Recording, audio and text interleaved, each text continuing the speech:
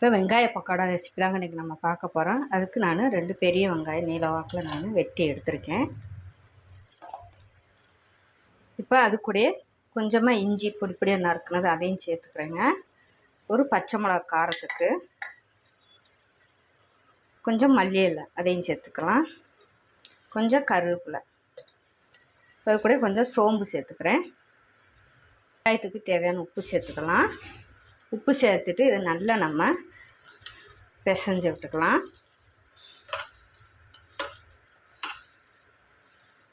இது அப்படியே ஒரு 2 நிமிஷம் இருக்கட்டுங்க. நம்ம வெங்காயத்தில் இருக்கிற நீரெல்லாம் இறங்கி வரும். அப்புறமேல் நம்ம மாவு சேர்த்துக்கலாம். இப்போ நல்லா 5 நிமிஷம் ஆயிடுச்சுங்க. 2 நிமிஷம் நம்ம வச்சுருந்தது தண்ணியெலாம் பார்த்திங்களா, வெங்காயம் நல்லா சொதன்னு இருக்குது பார்த்திங்களா. இப்போ இந்த ஈரப்பதத்திலே நம்ம மாவெல்லாம் சேர்த்துக்கலாம். இப்போ கடலை மாவு சேர்த்துக்கலாம். ஒரு 2 ஸ்பூன் அளவுக்கு நம்ம கடலை மாவு சேர்த்துக்கலாம். ஒரு 1 ஸ்பூன் அரிசி மாவு சேர்த்துக்கலாம். இது இப்போ நம்ம மாவு காணல நம்ம சேர்த்துக்கலாம். இப்போ மிளகாத்தூள் காரத்துக்கு, கலருக்காக காஷ்மீர் மிளகாத்தூள், மஞ்சள் தூள், கொஞ்சமாக லைட்டாக பெருங்காயத்தூள் சேர்த்துக்கலாம். இதை நம்ம கலந்து கொடுத்துக்கலாம். நம்ம ஏற்கனவே வெங்காயத்தில் உப்பு போட்டு பிசைஞ்சு தான் வச்சுருக்கோம். பார்த்துட்டு நம்ம காணலாம் சேர்த்துக்கலாம்.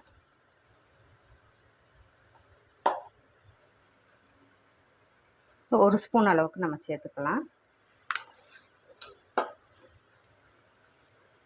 லைட்டாக தண்ணி தெளித்து விட்டால் போதும்.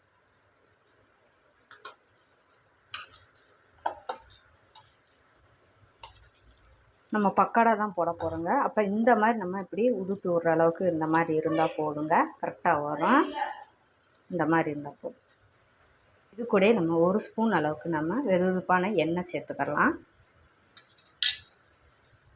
எண்ணெய் சேர்த்துட்டு கை பார்த்துட்டு நீங்கள் மிக்ஸ் பண்ணிக்கோங்க.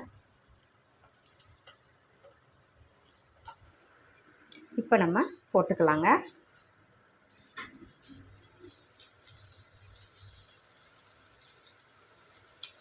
தீ கொஞ்சம் குறைச்சி வச்சுக்கோங்க, இல்லைன்னா நமக்கு வெங்காயம் கறியிடும். மீடியம் தீயிலே வச்சு நீங்கள் பொரிச்சு எடுத்துக்கோங்க.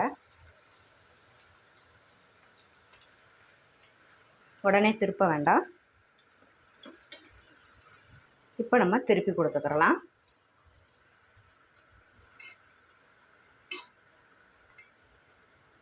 இப்போ நம்ம எடுத்துக்கலாம்.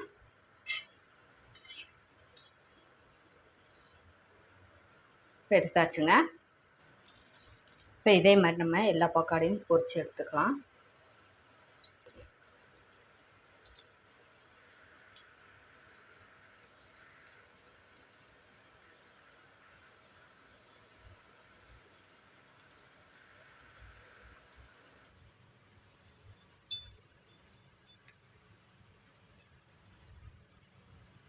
இப்போ சூப்பராக ஒரு அருமையான டீ கடை வெங்காய பக்கோடா ரெடி ஆயிடுச்சுங்க. நான் 1 கப் கடலை மாவு எடுத்துருக்கேங்க. அதை நம்ம சலிச்சு எடுத்துக்கிறலாம். 1/4 கப்புக்கு அரிசி மாவு சேர்த்துக்கலாம்.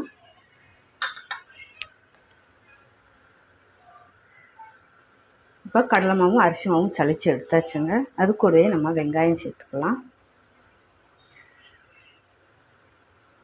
ஒரு பச்சை மிளகா காரத்துக்கு, கொஞ்சமாக இஞ்சி சேர்த்துக்கலாம், கொஞ்சம் மல்லி இலை,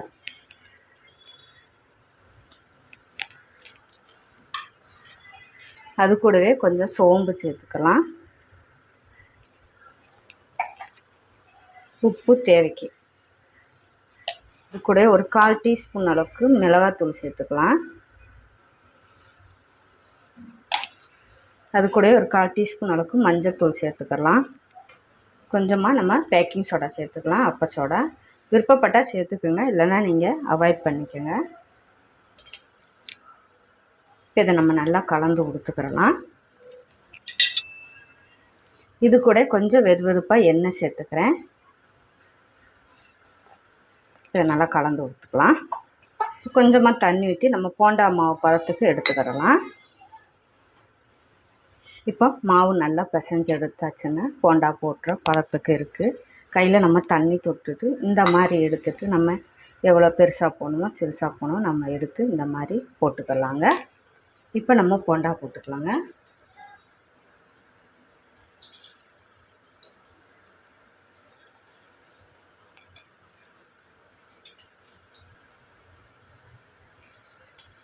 போட்ட உடனே திருப்ப வேண்டாங்க.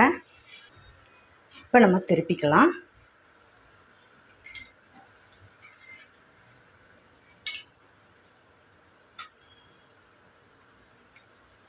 அருமையான கடலை மாவு போண்டா நம்மளே வீட்டில் ஒரு கடலை மாவு வீட்டில் இருந்தால் இந்த மாதிரி ஒரு டீ கூட வச்சு சாயந்தரம் பிள்ளைகளுக்கு நம்ம செஞ்சு கொடுக்கலாங்க. ஆரோக்கியமாகவும் இருக்குங்க நம்ம வீட்டில் செய்யும்போது. இது இப்போ வேக விட்டு எடுத்துக்கிறலாம்.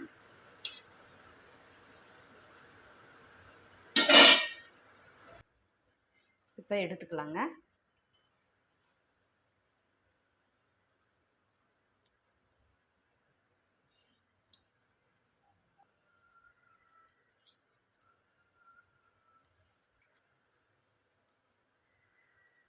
இப்போ எல்லாத்தையும் நம்ம போட்டு எடுத்துக்கலாங்க. இதே போல் இப்போ சூப்பராக ஒரு அருமையான கடலை மாவு டீ கடை போண்டா ரெடி ஆயிடுச்சுங்க. நீங்களும் இன்றைக்கி நம்ம 4 மணி டீ ஸ்நாக்ஸ் ரெசிபி தான் இன்றைக்கி நம்ம பார்க்க போகிறோங்க. அதுக்கு நான் வெள்ளை சுண்டல் தான் எடுத்திருக்கேன். இதை 8 மணி நேரம் நான் ஊற போட்டு தண்ணி இல்லாமல் வடிச்சிட்டு நான் எடுத்திருக்கேன். இப்போ இதை நம்ம அரைச்சிக்கிறலாம் பருப்பு வடை பதத்துக்கு. இதை இப்போ நம்ம தண்ணி ஊற்றாமே நம்ம நல்லா அரைச்சி எடுத்துக்கலாம் கொரகொரப்பாக. இதை இப்போ நான் நல்லா அரைச்சி எடுத்துட்டேன். இந்த மாதிரி நல்லா கொரகொரப்பாக நீங்கள் நம்ம பருப்பு வடையெல்லாம் கடலை பருப்பு வடைக்கெலாம் ஆட்டுவோம் பார்த்தீங்களா, அந்த பதத்துக்கு நறுன்னு நீங்கள் அரைச்சி எடுத்துக்கோங்க. இதை இப்போ நான் ஒரு பாத்திரத்துக்கு மாற்றிட்டேங்க. அது கூடவே 2 ஸ்பூன் அளவுக்கு கடலை மாவு எடுத்துருக்கேன், அதையும் போட்டுக்கிறேன். 1 ஸ்பூன் அரிசி மாவு இடியாப்ப மாவு, 1/4 டீஸ்பூன் அளவுக்கு சிறிய ஜீரகம், 1 டீஸ்பூன் அளவுக்கு சோம்பு, காரத்துக்கு ஒரு பச்சை மிளகாய், 1 ஸ்பூன் இஞ்சி பொடியாக நறுக்குனது, கொஞ்சம் கருவேப்பிலை, கொஞ்சம் மல்லி இலை, அது கூட கொஞ்சம் வெங்காயம் வெட்டி வச்சுருக்கேன்.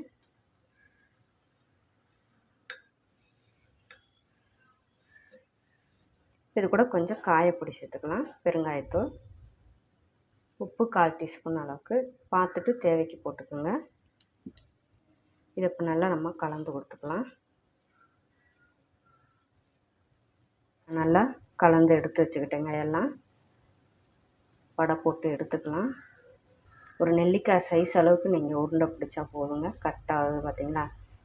இந்த இடத்துல வச்சுட்டு நீங்கள் இப்படியே கைட்ட ப்ரெஸ் பண்ணால் போதுங்க.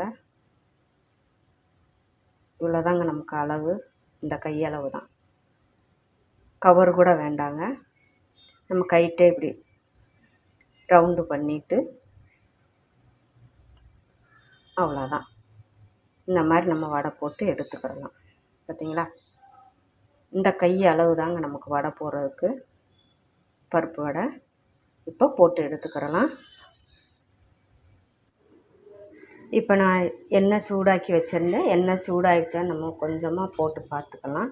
எண்ணெய் சூடாகிடுச்சுங்க, மேலே வருது. இதை எடுத்துக்கிடலாம். பார்த்திங்களா, இந்த மாதிரி எடுத்துக்கிடலாம். இல்லை கிடக்குன்னா கிடக்கட்டும். இப்போ நான் எடுத்துக்கிறேன். அதை இப்போ போட்டுக்கலாங்க. உருண்டை பிடிச்சி வச்சிட்டிங்களாக்கு தட்டி தட்டி போடுறதுக்கு நமக்கு ஈஸியாக இருக்குங்க.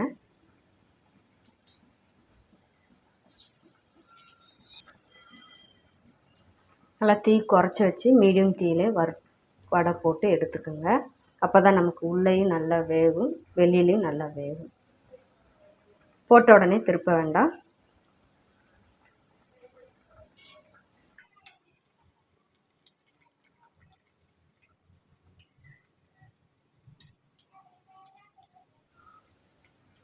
இதை நம்ம அப்பப்போ லைட்டாக திருப்பி கொடுத்துக்கிறணும்.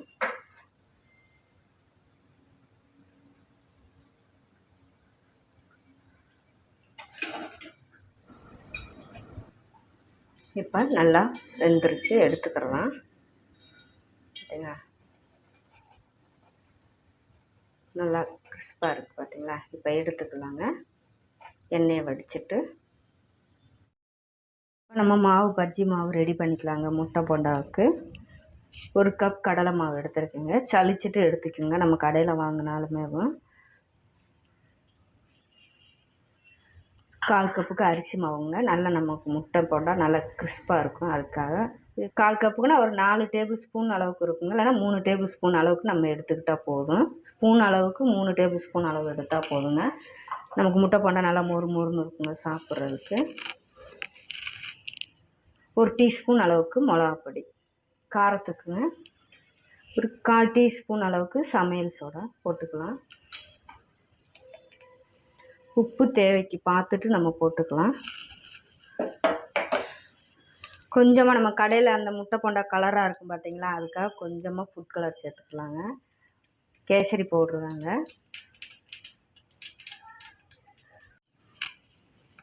இது நல்லா மிக்ஸ் பண்ணி எடுத்து இது கூடவே கொஞ்சம் சோம்பு பொடி சேர்த்துக்கலாம். கொஞ்சம் நல்லா ஃப்ளேவர் எடுத்து கொடுக்குங்க. நமக்கு முட்டை போண்டா நல்லா டேஸ்ட்டாக இருக்கும். சோம்பு பொடி, பெருஞ்சீரக பொடி தாங்க.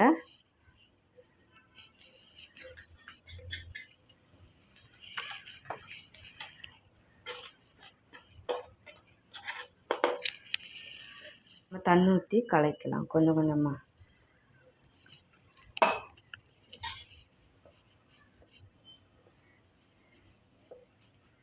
இப்போ மாவு எல்லாம் நம்ம மிக்ஸ் பண்ணி எடுத்தாச்சுங்க. ஊற்றுனா இந்த மாதிரி இருக்கணுங்க. இந்த பதத்துக்கு எடுத்துக்கோங்க. பார்த்தீங்களா, கொஞ்சம் நான் உங்களுக்கு ஊற்றி காட்டுறேன் பார்த்தீங்களா, இந்த அளவுக்கு இருந்தால் போதுங்க நமக்கு முட்டை போண்டாவுக்கு.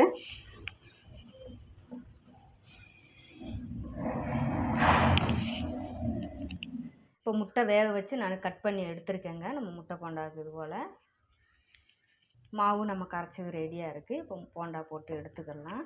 எண்ணெய் சூடாகட்டுங்க. எண்ணெய் சூடாகும், நம்ம போட்டு எடுத்துக்கலாம்.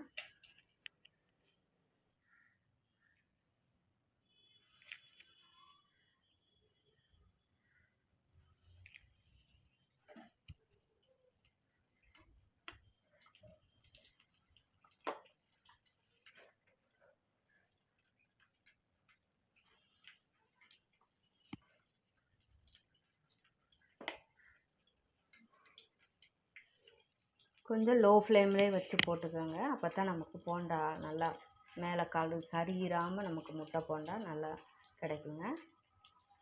இப்போ எடுத்துக்கிறலாம்.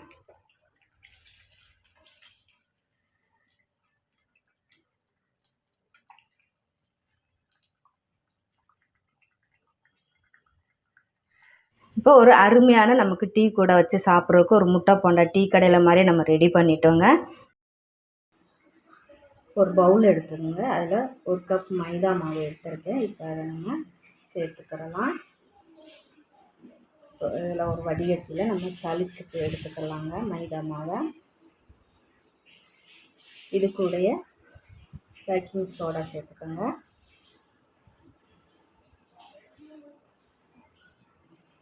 ஒரு ஸ்பூன் வச்சுட்டு சலிச்சு எடுத்துக்கலாம்.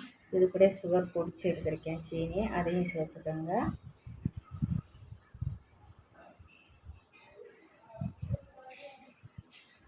இப்போ சலிச்சு எடுத்தாச்சுங்க. இது கூட ஒரு பிஞ்ச் உப்பு சேர்த்துக்கோங்க. உப்பு சேர்த்துட்டு இப்போ எல்லாத்தையும் நம்ம கலந்து விட்டு எடுத்துக்கிறலாம். இப்போ கலந்து விட்டு எடுத்தாச்சு. இது கூட ஒரு முட்டையை நம்ம உடச்சி சேர்த்துக்கிறலாம்.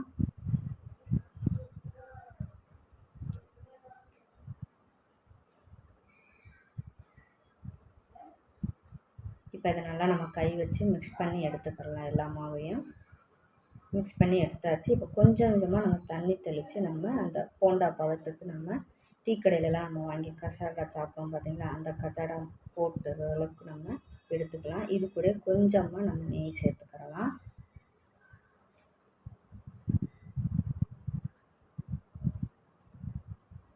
இந்த அளவுக்கு நம்ம பிசைஞ்சு எடுத்துக்கிறோம் மாவு.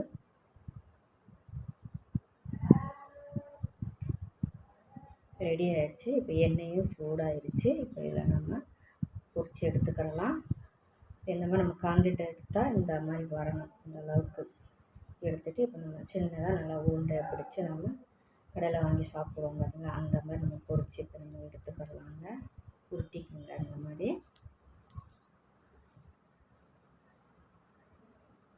கொஞ்சம் மிதமான சூடாகவே இருக்கணும், ஹை ஃப்ளேமில் இருக்கக்கூடாது. அப்போ தான் நமக்கு உள்ளேயும் வந்து வெளியும் வந்து நல்லா கேக்கு சாப்பிட்றதுக்கு நல்லாயிருக்கும்.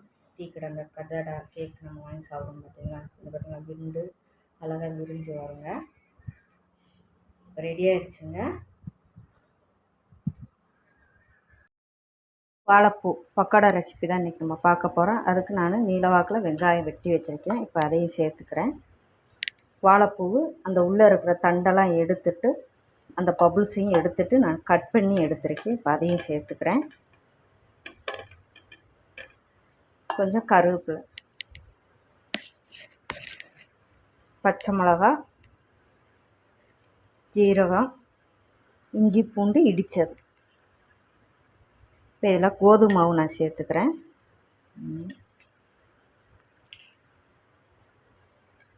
4 ஸ்பூன் கோதுமை மாவு சேர்த்துருக்கேன்.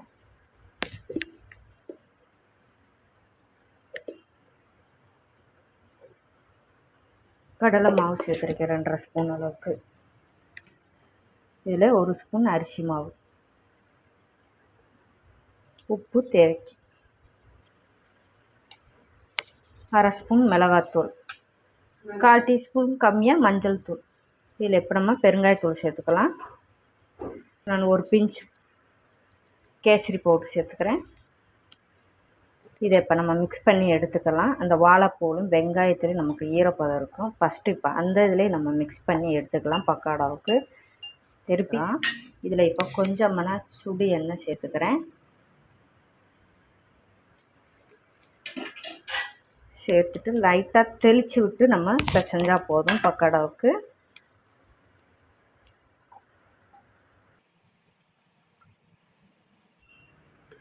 இப்போ எண்ணெய் சூடாயிடுச்சு. இப்போ நம்ம பக்கோடாவை உளுத்து போட்டுக்கலாம். நான் ஏற்கனவே கோதுமை வெங்காய பக்கோடா ரெசிபி போட்டிருக்கேன், அதோட லிங்க்கும் தரேன்.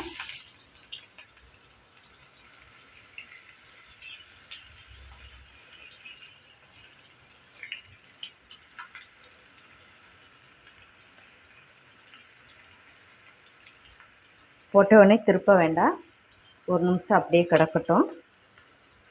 இப்போ நம்ம இதை திருப்பி விட்டுக்கலாம்.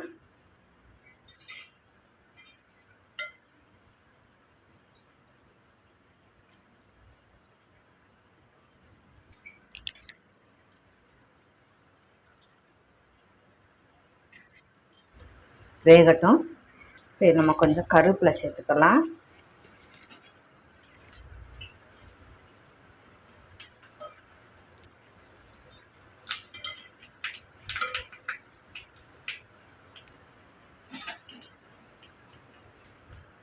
இப்போ நம்ம எண்ணெயெல்லாம் பார்த்திங்கன்னா நுரையெல்லாம் அடங்கிடுச்சுங்க. இப்போ எடுத்துக்கலாம்.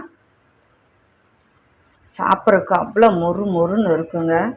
நல்லா அந்த தயிர் சாத்து கூடலாம் நம்ம இந்த பக்கோடா வச்சு வெறும் சாம்பார் ஊற்றி சைடிஷாக வச்சு சாப்பிட்டா அப்படி வெஞ்சனம் ஒன்றுமே வேண்டாங்க, இது ஒன்று கூட போதும். அவ்வளோ டேஸ்ட்டு அருமையாக இருக்குங்க. வாழைப்பூ வாங்கினா இந்த மாதிரி ட்ரை பண்ணி பாருங்கள். வாழைப்பூவில் பக்கோடா ஏற்கனவே நான் கோதுமை மாவு வெங்காய பக்கோடா போட்டிருக்கேன், நிறைய ரெசிபி போட்டிருக்கேன், பாருங்கள். அவ்வளோதாங்க, அருமையான இன்றைக்கி நம்ம வாழைப்பூ பக்கோடா ரெசிபி தாங்க இன்றைக்கி நம்ம பார்த்துருக்கோம். கோதுமை மாவில் வச்சுட்டு நல்லா கிறிஸ்பியாக நல்லா கரமுருன்னு இருக்குங்க. குட்டீஸுக்கும் இந்த மாதிரி ஸ்கூல் விட்டு வர்ற பிள்ளைகளுக்கு சாயந்தரம் நேரம் ஒரு தக்காளி சோஸ் வச்சு சைட் டிஷ்ஷாக நீங்கள் கொடுத்தீங்கனாக்கு விரும்பி கேட்டு வாங்கி இன்னும் வேணும் வாங்கி சாப்பிடுவாங்க. அந்த மாதிரி டேஸ்ட்டு அருமையாக இருக்குங்க. ட்ரை பண்ணி பாருங்கள்.